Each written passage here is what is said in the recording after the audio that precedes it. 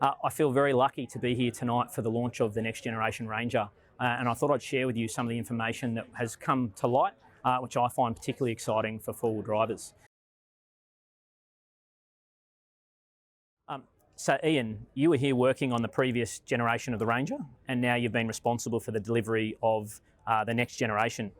What's the one thing in this step change that you really are excited about, or the one thing that you're most excited about bringing to life in this next generation of the Ranger?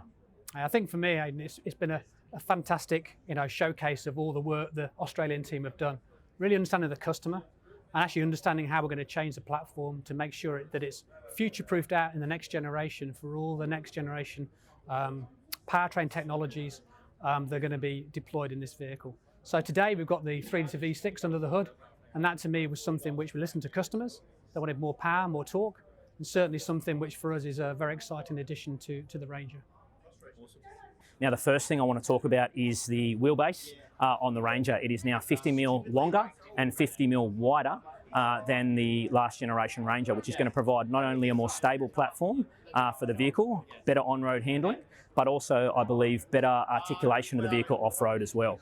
Now, as we move around the vehicle, you're going to find that there's a range of power plants that are available. Now 3-litre V6, as well as the two of the smaller 2-litre diesels, plus a petrol option.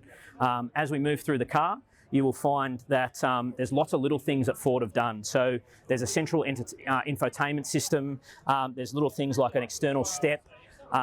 We find that there's now a dual battery system, or space for a second battery under the bonnet, which has been a bane for four-wheel drivers and will be a boon for the next generation Ranger because we can all manage our power. That'll also mean that the 12-volt system in the back of the car will self-isolate and manage power, so you don't find that it turns off anymore.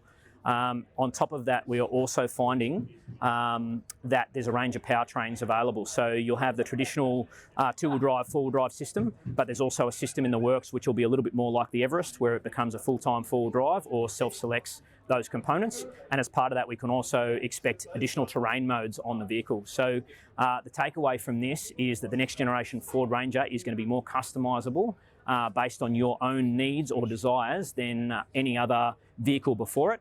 I believe there's also going to be 600 accessories available, also as part of a partnership with ARB from the launch. So we're waiting till February now to see what the Raptor brings, but based on what we've seen tonight on the Ranger, I'm super excited for what comes next. It really does look like they have listened to the customer, and looks like it really will move forward the ability of and the capability of the great Australian ute.